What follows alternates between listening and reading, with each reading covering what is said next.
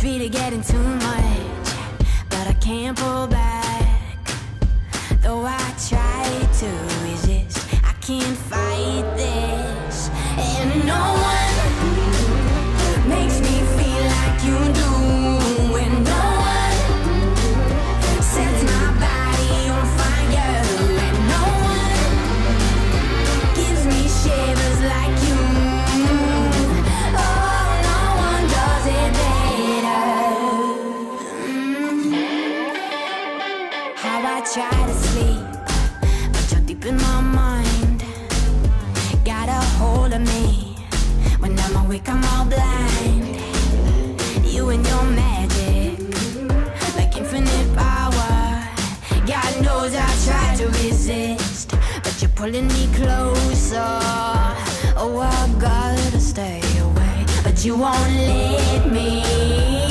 No one makes me feel like you do. And no one sets my body on fire. And no one gives me shivers like you. Oh, no one does it better.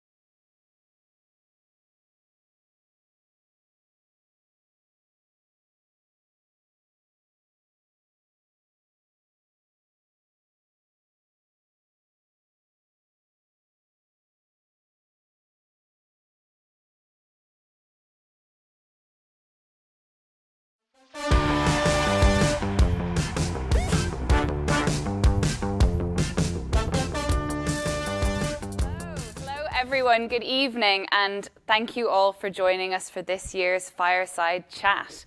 It's absolutely wonderful to be able to be here with you all as we speak to our incoming and our outgoing presidents of the IET. So this evening we'll be speaking to Sir Julian Young, and we'll be hearing about his past year as president, and we'll also be welcoming our new president, Professor Bob Cryan, and hearing about his plans for the year ahead. So without further ado, please join me in welcoming to the stage Sir Julian Young and Professor Bob Cryan.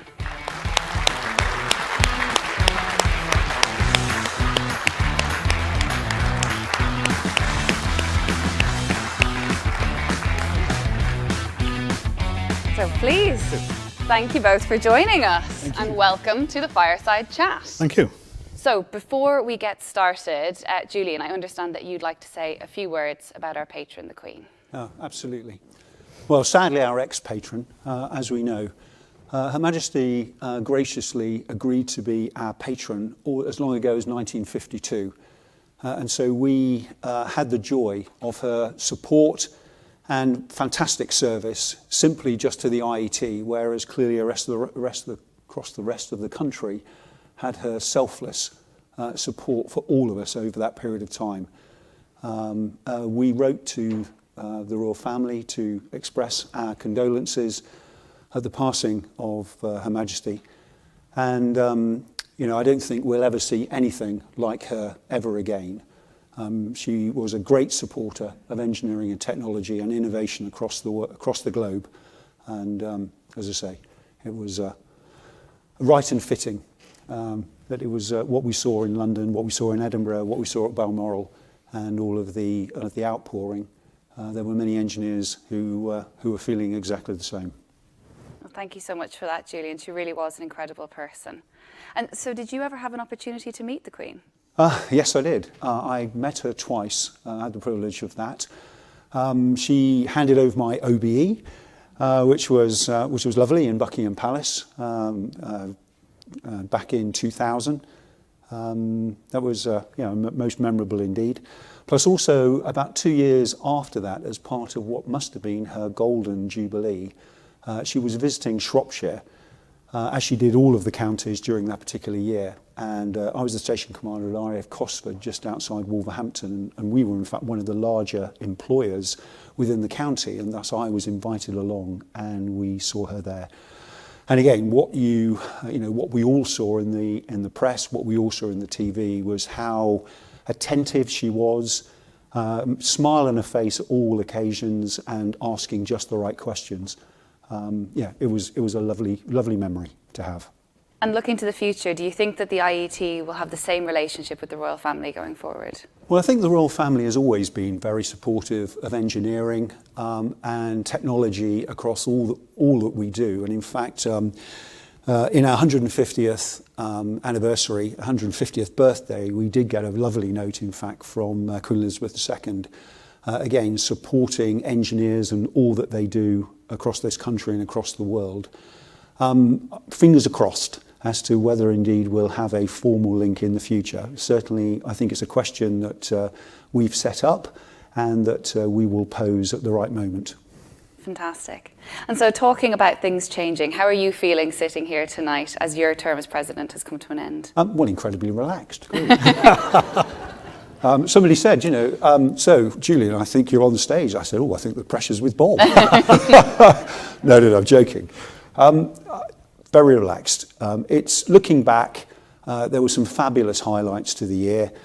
I was lucky enough to have the last 3 months of the 150th anniversary to help celebrate and to be there. We ended that up with a parliamentary reception, which was, again, a great occasion. Many people here in the audience were there, having their photograph taken alongside MPs and alongside members of the House of Lords. And again, celebrating engineering, but also at the same time lobbying to say engineering is not featured enough in our schools, within the school's curriculum. So that again was a great opportunity. We met through the Young Women of the Engineer Awards, which again, when I look back, was probably the most exciting evening of all. It was a fabulous. You were here on this stage, getting your award. It was lovely certainly to exciting meet you, for me, yeah. and others on that particular evening. It was a fabulous. That was a great evening. I've been lucky enough to get out to Dubai, where indeed the IET had undertaken a skills review, or actually asked for within the country, and in fact went down very well indeed. That was back in May. That most encouraged actually how the press and how the education system there and how the government had received the recommendations, which were very well done. They were not the IET can do this and the IET can do that. They were talking in a very generic way about how one could benchmark engineering with regard to the skills shortfall that they have there, and some very practical recommendations. And I hope very much that relationship will continue. It certainly went well, and I know that the IET is involved. We've got Ian Mercer actually over there at the moment, and we hope to again support a conference in February so we can continue with that and perhaps use the UAE and our linkages there as a stepping stone to try and improve membership numbers across the Gulf region. So we'll see. It's been a great number of highlights. Well, brilliant. Well, thank you for your year as president. And Bob, how do you feel now sitting here as the new president of the IET? Less relaxed than Julian. Well, first of all, can I congratulate you on Young Woman Engineer of the Year? What a fantastic achievement. And can I just say thank you to Julian. I've spent the last year as Julian's apprentice. The fact that I'm now sat here means I've passed my endpoint assessment, so I'm really pleased with that. But Julian's just been an incredible role model, set extremely high standards, and I'll do my best not to let you down, Julian. Oh, no. Thank you. In terms of how do I feel, it's one of those pinch yourself moments. 141st president of an institution that I actually love. I was worried coming here today because there was a kind of Pavlov response I was concerned about, because I gave my very first presentation in this room and I remember shaking like a leaf. I'd heard the phrase, your knees knock. My knees were literally knocking. And every time I walk through that door and I see Faraday, etc., I can feel that Pavlov response kicking in. So I'm just pleased they're not knocking tonight. But it's an absolute privilege and honour. And I'd just like to thank the Board of Trustees for having the trust in me to make me the president. Brilliant. And a lot of people here today will have been lucky enough to see your address earlier on today. So did you enjoy working with the IET to put that film together, and how did it feel watching it back this afternoon? Enjoy is an interesting word. No, it was great fun. I mean, the IET TV people, the way they went about it, because I didn't know what to expect. The way I described the process is they came up to Huddersfield and squeezed my brain for a couple of hours and just extracted as much as they could, and then turned it into a script. But when it came to filming, and Patrick Stewart will know this far better than anybody else in the room, all the filming's out of sequence. So for me, I had no idea how this was all going to weave together, and I had to keep being prompted about what to say because I was trying to figure out how it all figured in. But an amazing experience and just a real privilege. Brilliant. Well, speaking of films, before we get into the fireside chat in earnest, we have a short film that we'd like to share with you. So the IET has recently announced their newest honorary fellows, and we'd like you to meet them.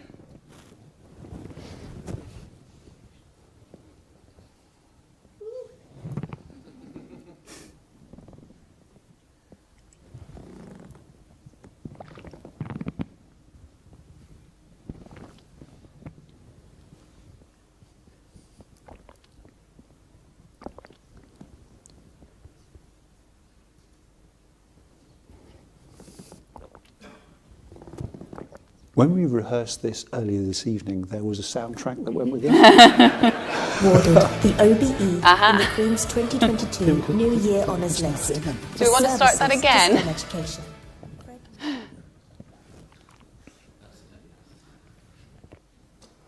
As Julian said, it worked perfectly. I was going to say, we had it all down in rehearsal. Technology, eh?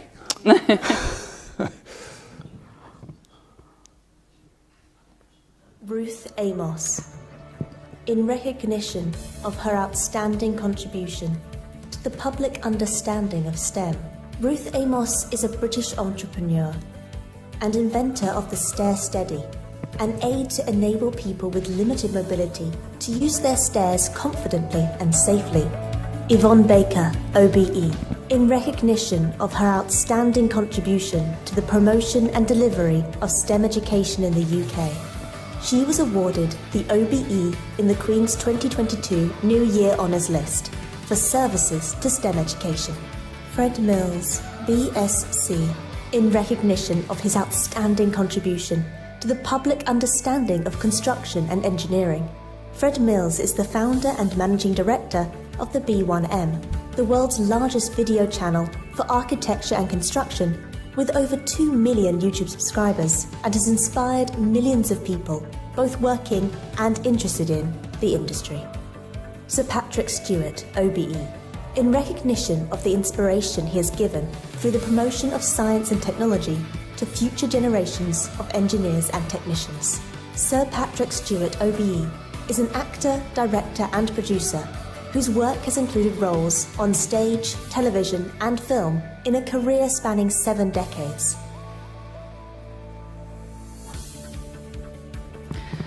What an incredible group of people. And we are lucky enough to have 3 of them here with us in the audience this evening. So a big hello to Sir Patrick, Yvonne and Ruth, who earlier today signed the role of honorary fellows and will receive their certificates during the dinner this evening. So thank you to the 3 of you for joining us this evening, and please everyone join me in giving them a big congratulations for being elected as fellows of the IET.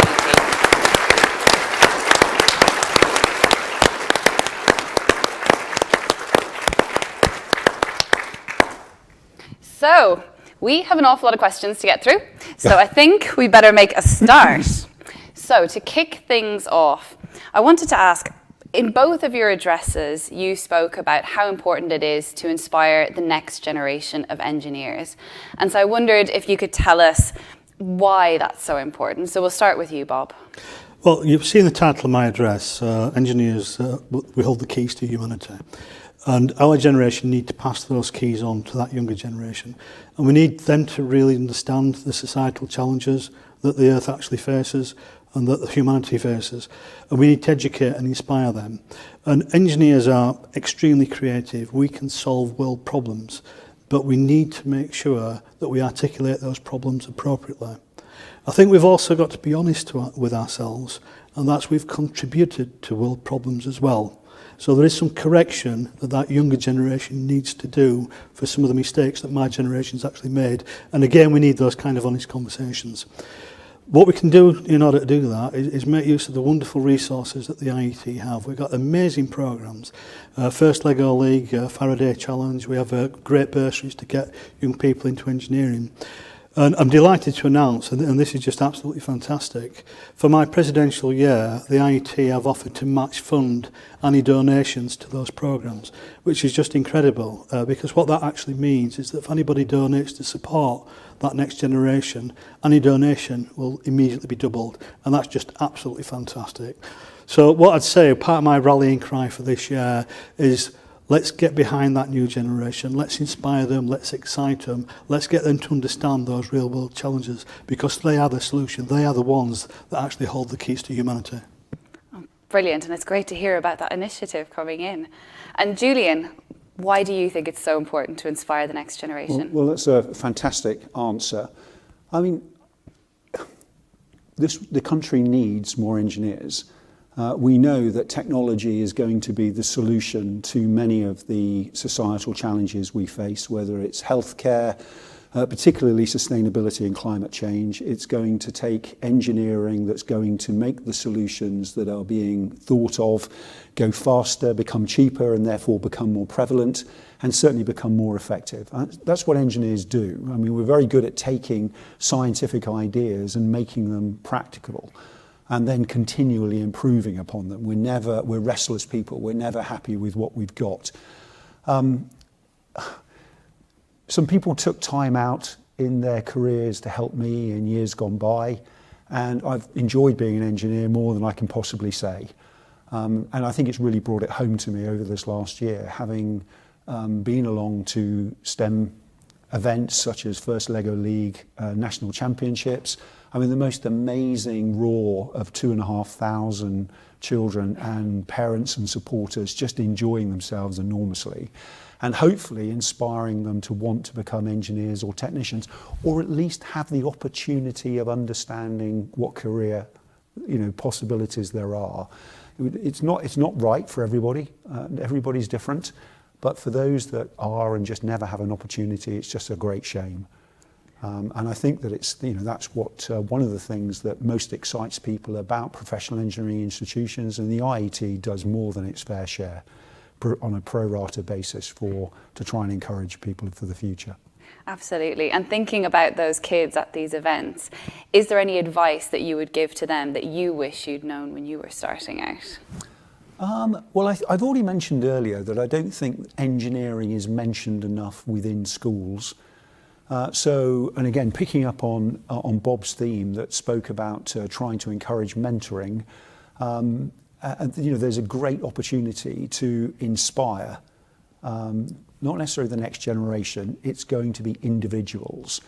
But one can make a massive difference of finding one or two individuals and just opening their eyes really to the possibility of being an engineer.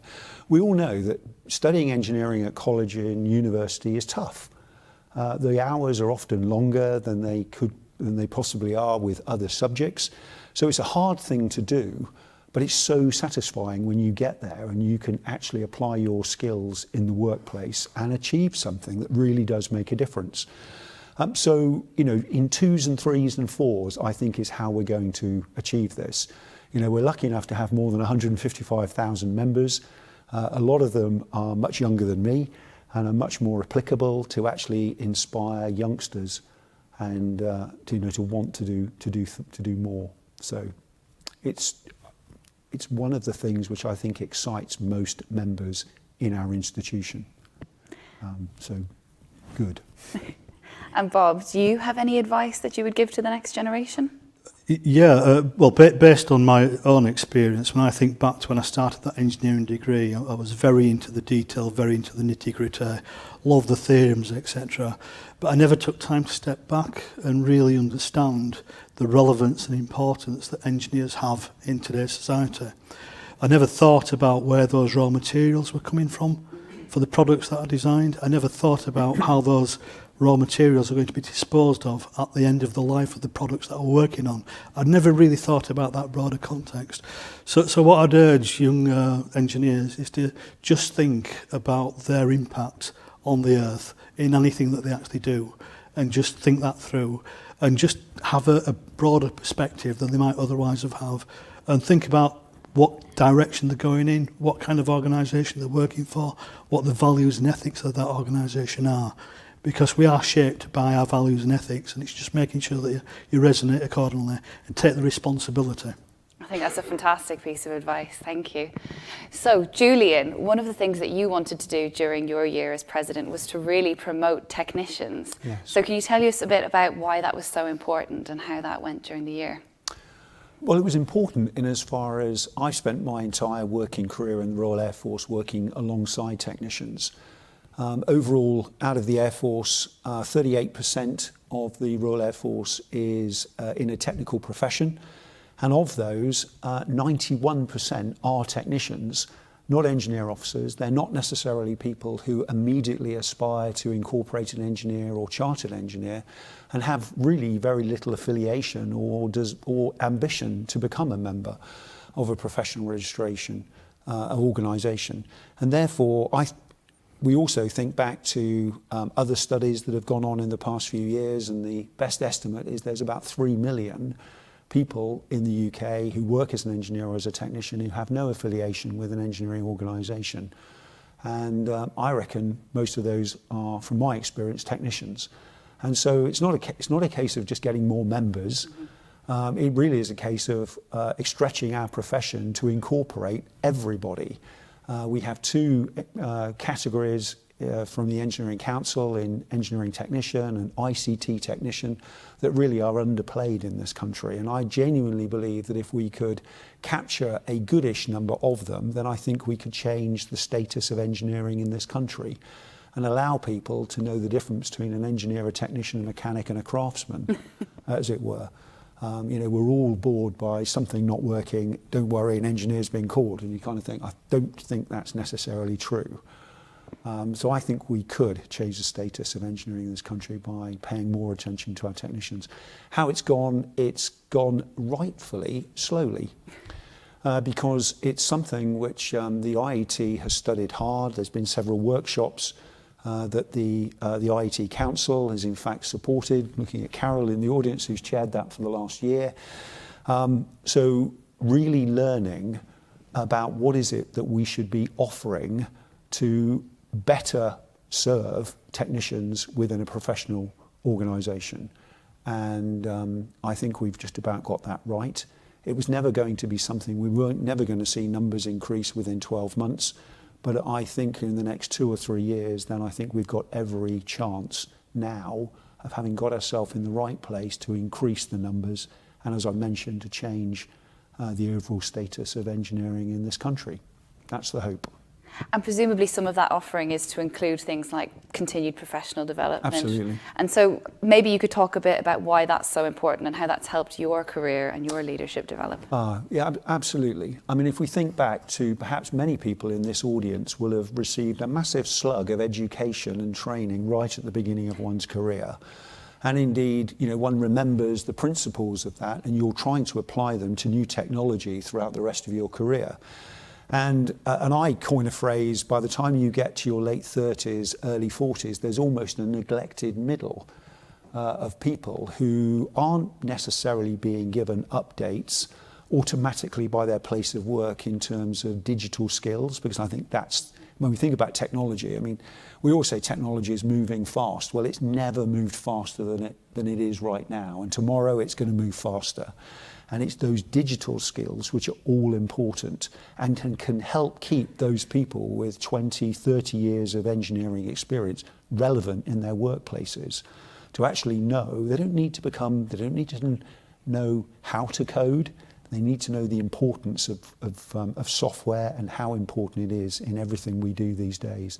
And I think, again, we can rejuvenate our whole engineering community through CPD. And again, that's where the IET has such an important role to play. And Bob, so I suppose related to that is this idea of mentorship that we heard about in your address earlier, and that something you really wanted to do this year is shine a light on how important mentorship is. So how do you see the IET membership getting involved in that, and what do you hope to see in the year ahead in that in relation to mentorship? Coincidentally, in this very room, I met somebody called Cal Fiddler, which some of the audience actually knows, and he turned out to be a mentor for life. I met Cal over 30 years ago. When I think about the impact he had on my career, this senior, highly regarded, very well respected engineer taking time out to support this rather nervous young man, amazing transformation. The guidance I've received has just been absolutely incredible. And as a consequence of what Kel did for me, I do the same for others. And I just think it's important that as engineers, particularly those that have got senior positions, we just take some time out to support those younger engineers, either in our own organisation or elsewhere. Because if we do this collectively, what we're really doing is we're accelerating the path to engineering excellence. We're actually raising everybody up a lot quicker than they might have done otherwise. So I'm a big fan of mentors, and one of my rally cries this year is please just take time out to support those younger engineers. Yeah, I think for those of us who've been fortunate enough to have good mentors, it can make such a difference to your career. So it's an absolutely brilliant initiative. Could I comment on CPD? Of course. I'll just join that, because I'm privileged in that I'm a Vice Chancellor of a university, and my take on CPD, in my own organisation, we offer over 400 degrees. And because I sit where I sit, it makes me appreciate how little I actually know. Because I've got 5 out of those 400 degrees, and that's not a lot, actually. So my view of a CPD is you've got to just keep doing it and keep developing yourself. And what I say in my own organisation, and it's true for the IET as well, is if you stop growing, we stop growing. We need our members to continually invest in their learning, and that'll just help the whole of the learning society develop and grow. Brilliant. And thinking about the younger generation again, so the younger engineers who are taking part in that CPD and are maybe getting a mentor, how can they get the most out of that experience and out of that relationship? I think, first of all, thinking about what kind of mentor that you're actually looking for. It's a very personal, very special relationship. That's a very trusting relationship. So you really need somebody that actually you genuinely respect, and the advice that they're going to give is advice that you want to receive and that you will act upon. But also you got to recognise that their role is to actually push you out of your comfort zone. And in being pushed out of your comfort zone, you are going to make mistakes, and you shouldn't dwell on those mistakes. You just learn from them. So my advice always to people seeking mentors is seek a role model, somebody that you actually aspire to. And what I found surprising in my career, because it's not just Cal Fiddle that's been a mentor, it's other very senior people, some that have been presidents of this institution. What I found surprising in my career as a young engineer is how willing they are to give their time up to support you. So don't be frightened, I'd say, as a young engineer, to approach somebody senior, because you'd be surprised at how supportive they'll actually be. Brilliant. I think that's a bit of actionable advice that we can all take away from this, so thank you. So Julian, Bob spoke a bit earlier about climate change and the sustainability challenge, and how this is really a pressing thing for engineers to address. And I know that's something that you wanted to do during your term, was to shine the light on some of these new industries that are starting to address sustainability and those challenges. So how did that go? Well, it's been very positive indeed. As we know, we've got our 5 societal challenges, with the 2 most important being sustainability and climate change and digital futures. And so it really has been my task over the last year to try and lead in terms of the communication over Strategy 2030 across the IET and across the engineering community, and to try and encourage all of our local networks and regional networks on an international basis as well to take on the theme of sustainability and climate change, and to start thinking harder about that. Whether it be seminars, whether it be conferences, whether it would be projects that are being undertaken, and also STEM projects within schools and colleges.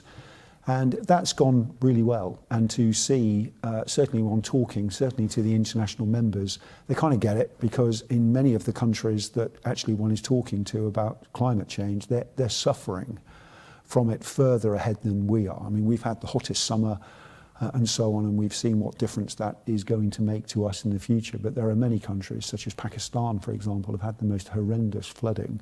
They don't need to be told that climate change is making a difference.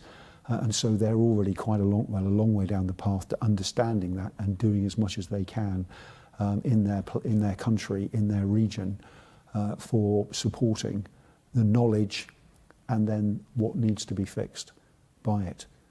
So it's been quite humbling at times, actually, speaking to other countries who are much further ahead than we are in terms of understanding it from the bitter end. And sort of picking up that baton, I suppose, Bob, you talked in your address about these 5 societal challenges and how important they are, and wanting to make the next generation aware of them, but also equip them with the skills to tackle them. So how do you plan to go about that? I guess there's 3 strands. What we've got to keep reminding ourselves of is we are a significant institution. We have 155,000 members. We're a learning society. We can lead thought, we can generate new ideas. So a part of it is harnessing that 155,000 members. We're also a producer of educational resources. We produce educational resources for teachers. So again, that's a direct route into which we can start influencing the thinking of that younger generation. We also work in partnership with universities. We have a fantastic accreditation process at the IET, and as part of that accreditation process, we can have open discussions with our university partners about the kind of content that actually appears in degree programmes. So there's kind of 3 facets that I'd like to explore over this next year. Brilliant. I look forward to seeing all of that come into place. Okay. And so in your address, you also mentioned the idea of needing inclusive leaders within engineering. And obviously we know that within engineering, we do need to do more to encourage inclusivity and diversity. And you talked about that as well. So what do you think we need to do to make this happen? Oh, there's a whole raft of things that we need to do. When I talk to colleagues in the engineering technology profession, there's quite a number that know there's a problem, but they're not sure how to tackle it. There's another group that actually have already tackled the problem and are real exemplars. Now, what I'm pleased to announce is that the IET are on this. There's a campaign that's actually going to be launched next year around equality, diversity and inclusivity. What we're looking to do as an organisation is to tap into that best practice, collate it, disseminate it, and have some honest conversations. And where we're really trying to get to is to get each individual member to really think about what inclusivity means and to really think about the beauty of that diversity of thought that comes into finding the solutions to typical engineering and technology problems. So I think it's a case of watch this space. There's a campaign that's going to be launched, it's being worked on at the moment, and I'm really looking forward to that. The other thing that we need to think about is we don't need to use that phrase, reinvent the wheel. Other professional bodies have been looking at this, and one of our sister institutions, the Chartered Management Institute, they've produced a recent paper called The Everyday Economy, which is really about harnessing all of the talent that exists. And what's clear out of that paper is that the economic recovery and the long-term resilience of the UK fundamentally depends on harnessing in an inclusive way all the talent that exists in the UK. I love that idea of bringing it down to each individual member and what they can do. Because in fact, one of the things we saw in your address was just how much of an impact one person can have. So we heard from an incredible young woman called Ruki about how her mentorship from you really changed her life. So have you worked with other asylum seekers as well? I'm actually working with an Afghanistan refugee at the moment. I've been supporting him through his degree, his master's, and I'm just tremendously proud that he's now doing a PhD. But my main focus has actually been around care leavers. It just happened that some of those care leavers were also refugees, and the origin of that is right back to when I was at school. My school was next to what my generation knows as a children's home. The current generation knows as a care home. And I used to play with the children from the children's home, and I'd be in and out.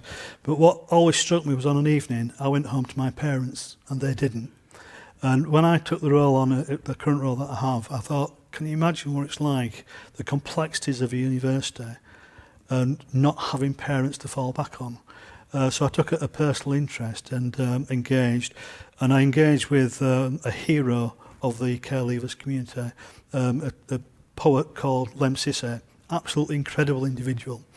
If you can imagine that as a baby you were put with foster parents and the social worker decided to call you Norman, and you were known as Norman until you were 17, and then found that actually you came from Ethiopia and you were called Lem Sisse.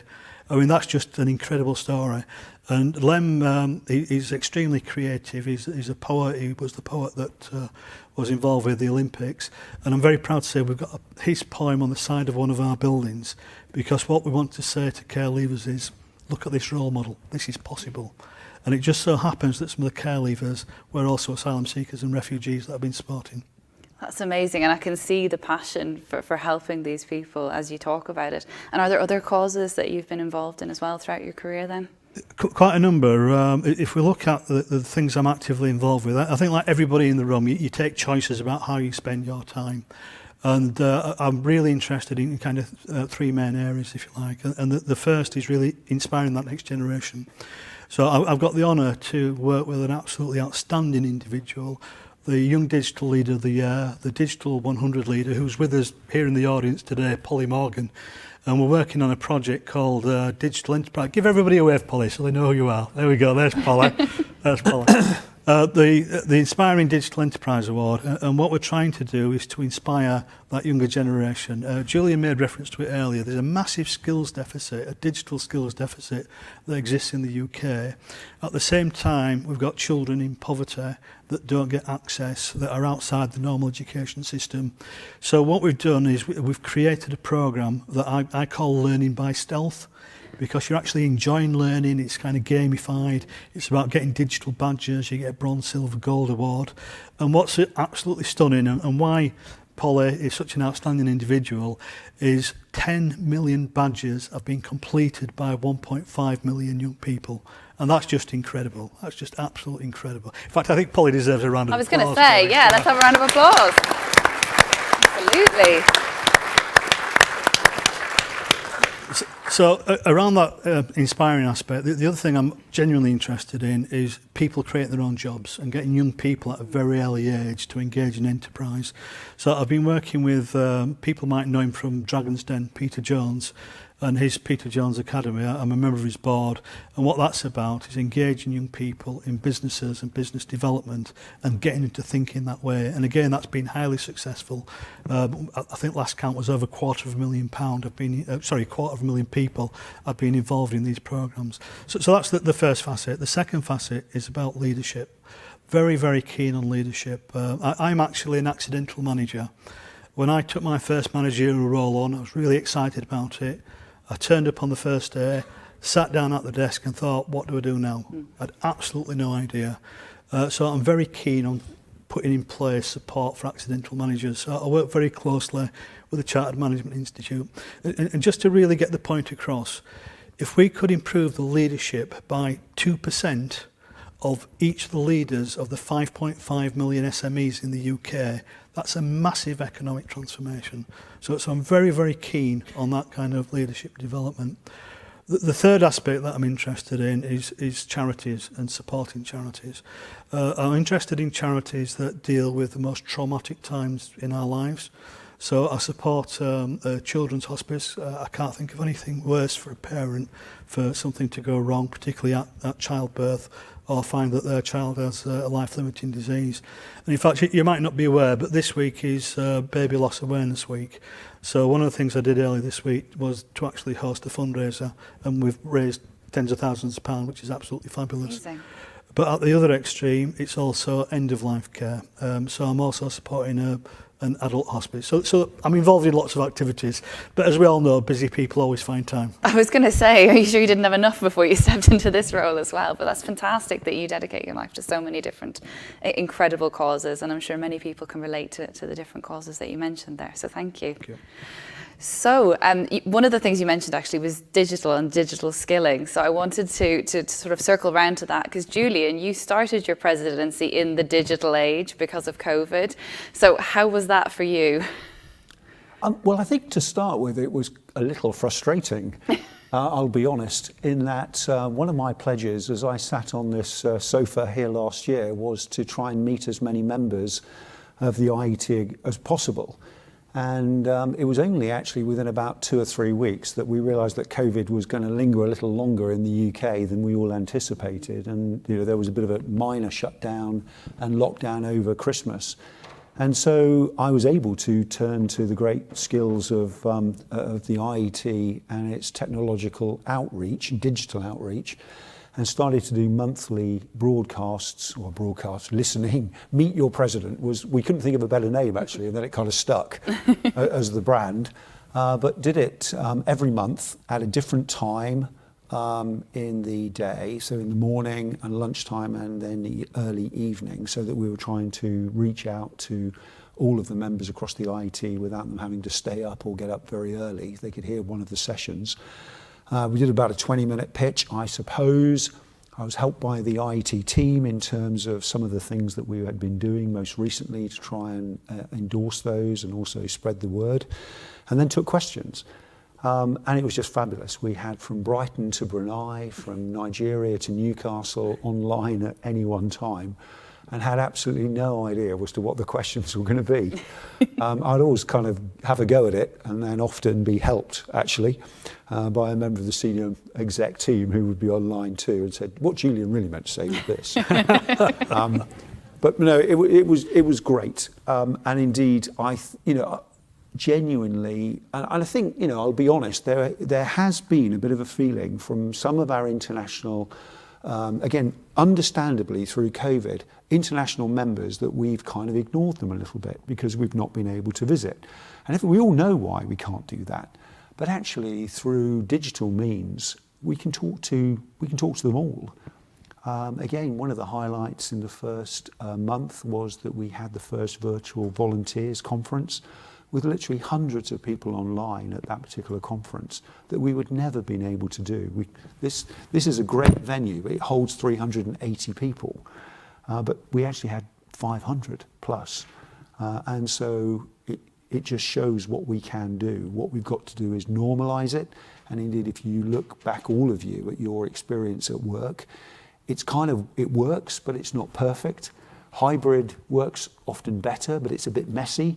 So I think we'll reach an equilibrium by which we are making the most of our technical services, but at the same time really reaching out and offering all of our members, no matter where they be on the globe, the same level of service that they can enjoy if they live in London, are able to come to the Faraday Centre on a daily basis.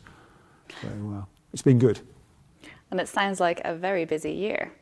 So, Bob, are you already getting your calendar filled up, and what's your first official engagement? I've just been stunned by the volume of requests that come through for the IET President to attend various things. It's just been incredible. Julian didn't warn you about that. No, he didn't. No.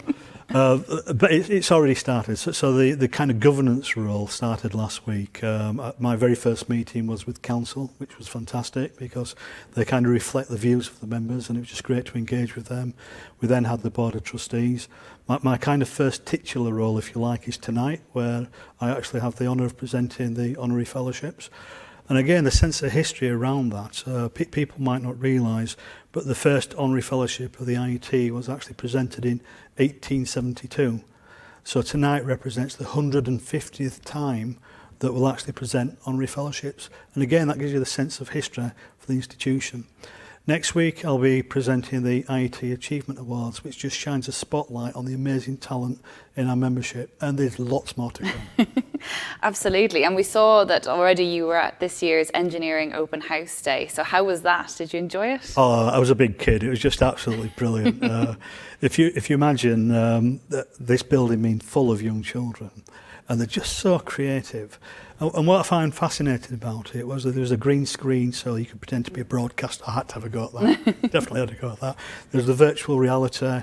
There was a Lego pit. Now, what I found fascinating was, despite the wonderful technology, it was a Lego pit that was the busiest. Really? And I had to elbow my way into have a go.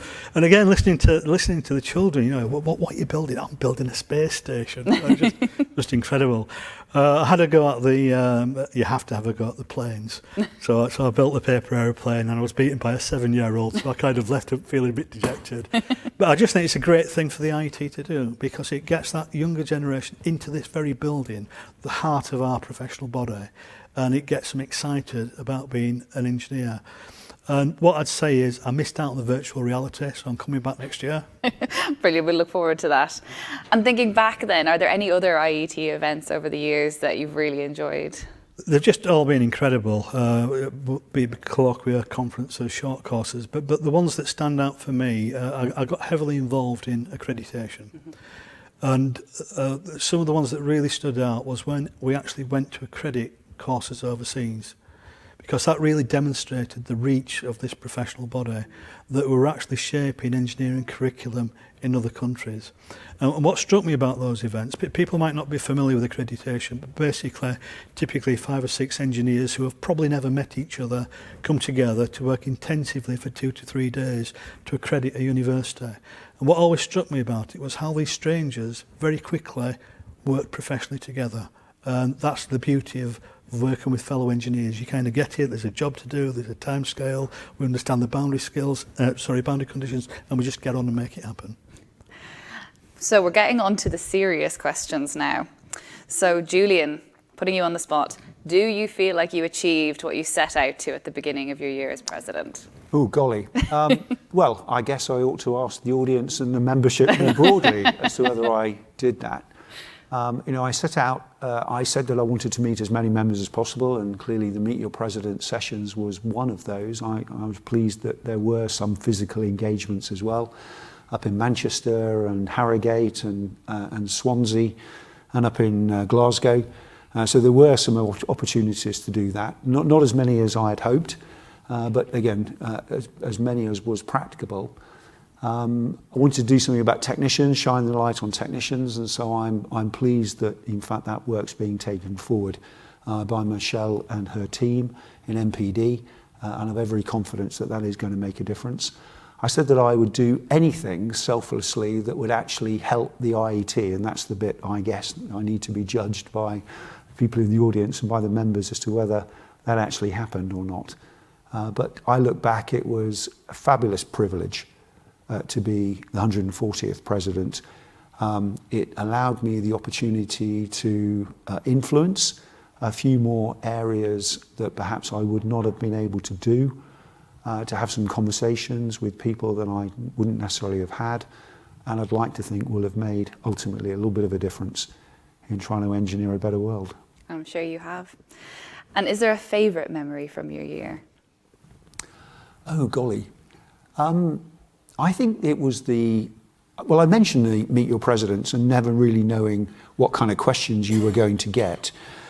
There are some members, and in fact, if they're watching this, they'll know who they are, as it were, that didn't kind of just ask the question actually in one of those sessions, but I then get countless emails afterwards over several days and weeks. And it was just fabulous to engage with our members on issues that meant something to, that meant a lot to them, and to hopefully make myself available, as it were, to try and take those points, and hopefully didn't always, and Nigel and Ed can hopefully vouch for this, I didn't always just pass it on and go, here's an interesting problem.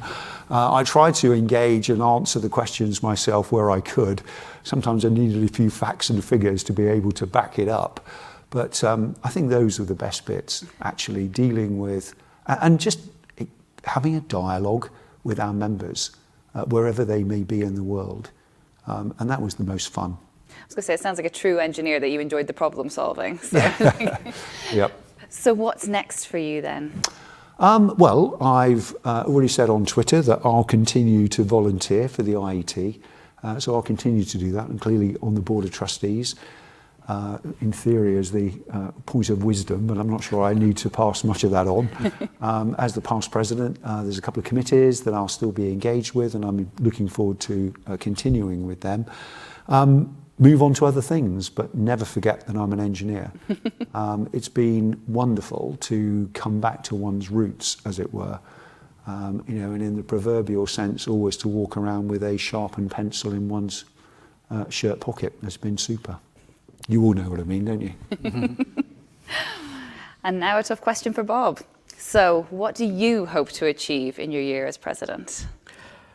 If I can persuade our 155,000 members to just spend an hour a month, roughly 2 minutes a day, thinking about the three things I put forward. So if you imagine that we can get our students at the university to go into schools and all the universities we've got across the world, how many school children will be influenced by those students? If you imagine our engineering graduates going back into the university and explaining to the students in universities what it's like in the profession.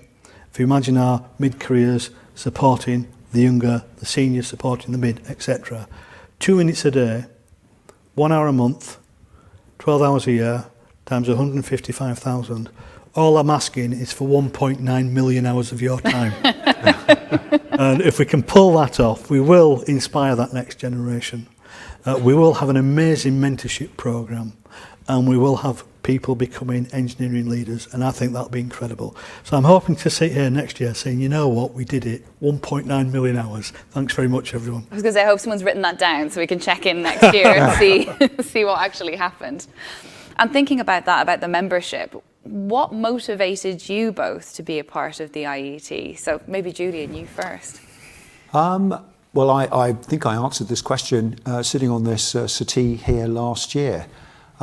It was recognising that actually within the military there was a growing need for us to benchmark our skills and our professionalism against recognised standards.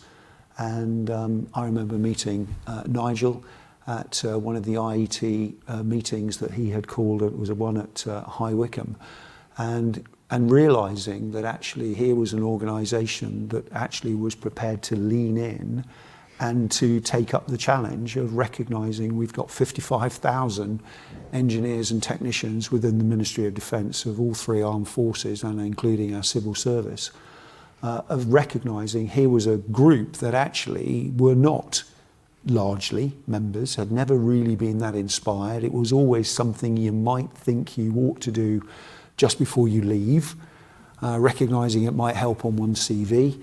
But actually, the reality is many people, it had gone through their mind to want to become professionally registered, but the paperwork is quite long and there always seem to be other things to do.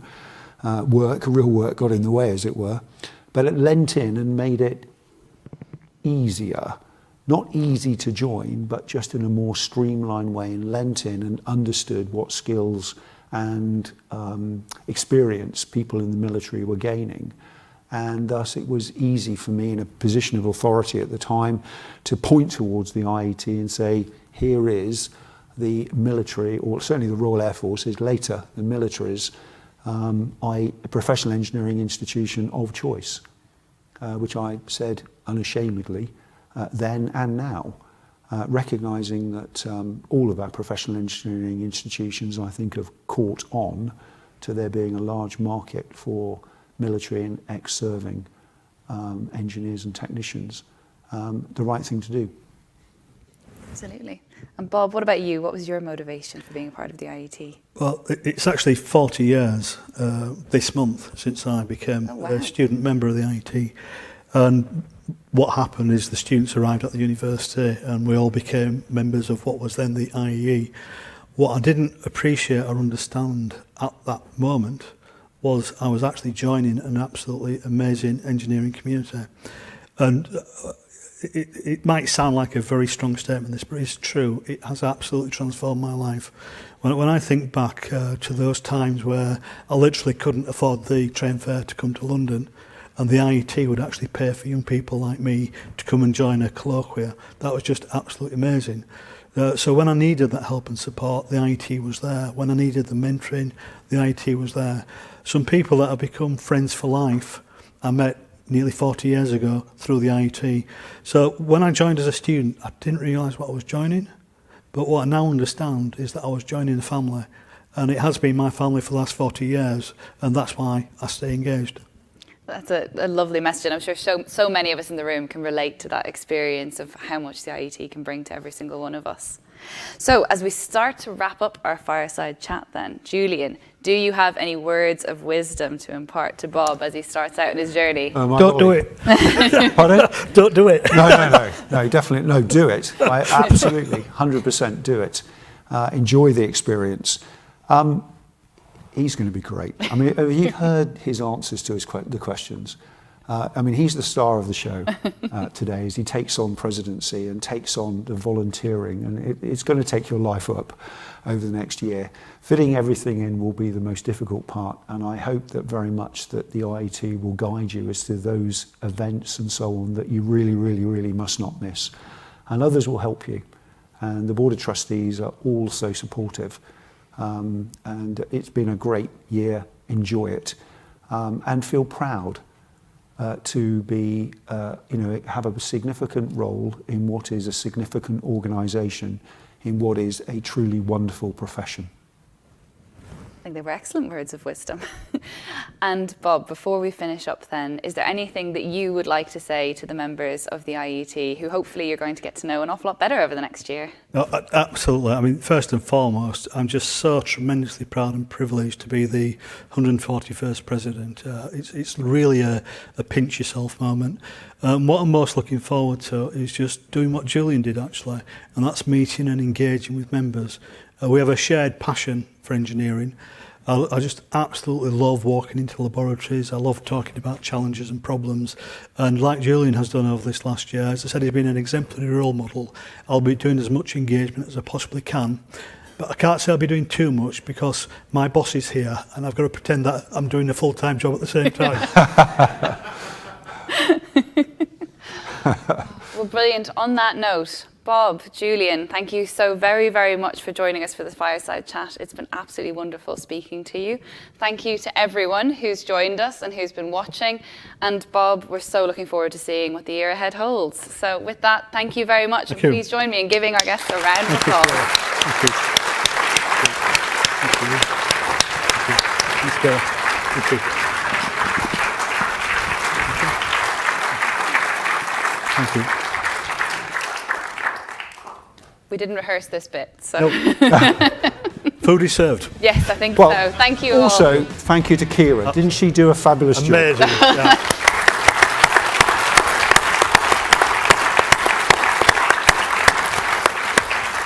Right.